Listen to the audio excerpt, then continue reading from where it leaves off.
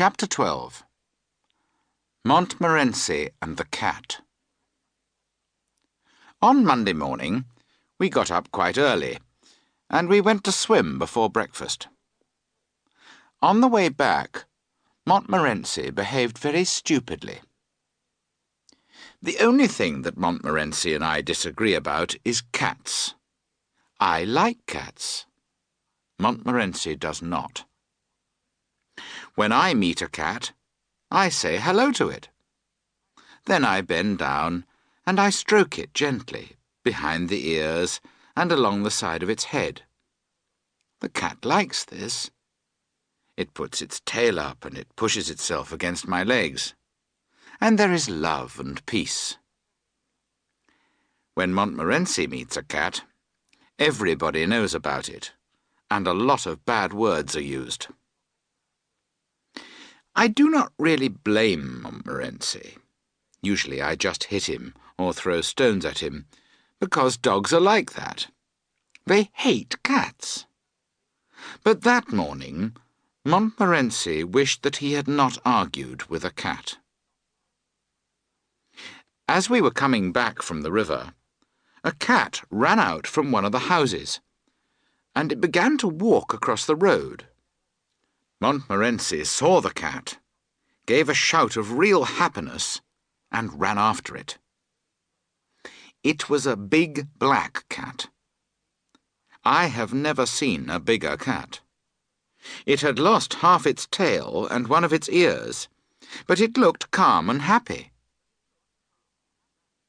Montmorency ran at that cat as fast as he could, but the cat did not hurry.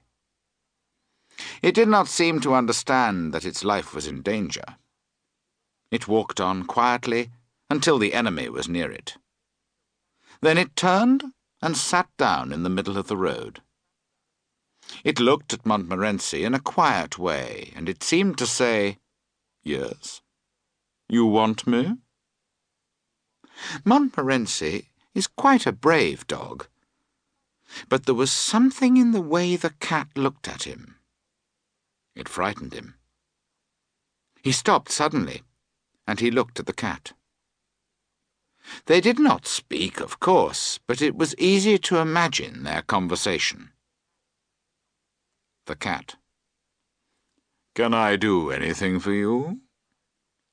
Montmorency. No, thanks." The cat. "Do please tell me if there is something you want, won't you?"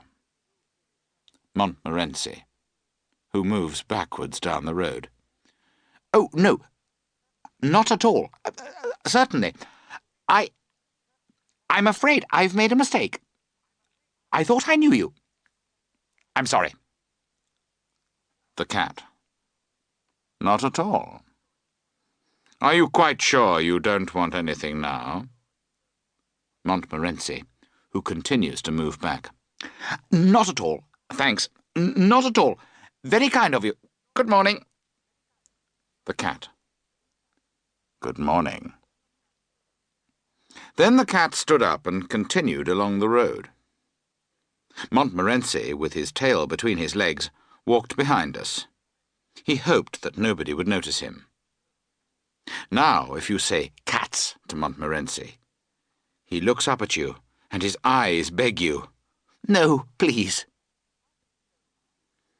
After this, we did our shopping, went back to the boat, and moved off along the river again.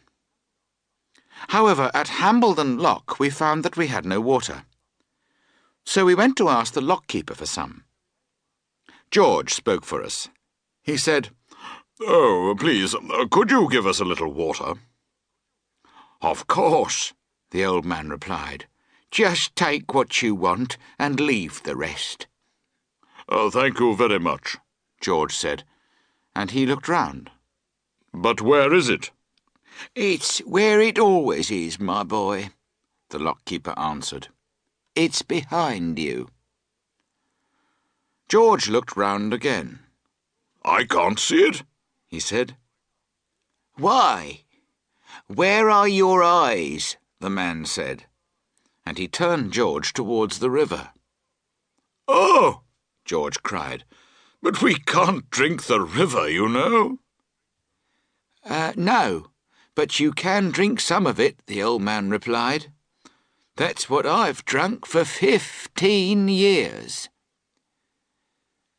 We got some water from another house. After we had got our water, we went on towards Wargrave, but before we got there, we stopped for lunch. We were sitting in a field near the river, and we were just going to start eating.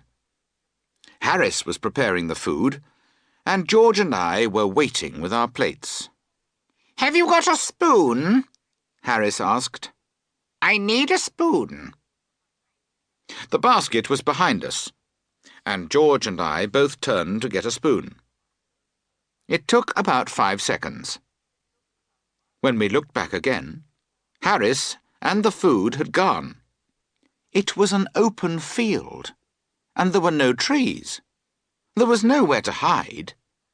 He had not fallen in the river because we were between him and the water. George and I looked round. Then we looked at each other. Harris had gone, disappeared. Sadly, we looked again at the place where Harris and the food had been. And then, to our horror, we saw Harris's head, and only his head, in the grass. The face was very red and very angry. George was the first to speak. "Say something," he cried. "Are you alive or dead? Where is the rest of you?" "Oh, don't be so stupid," Harris's head said. "It's your fault. You made me sit there. You did it to annoy me. Here, take the food." And from the middle of the grass the food appeared. And then Harris came out dirty and wet. Harris had not known that he had been sitting on the edge of a hole. The grass had hidden it.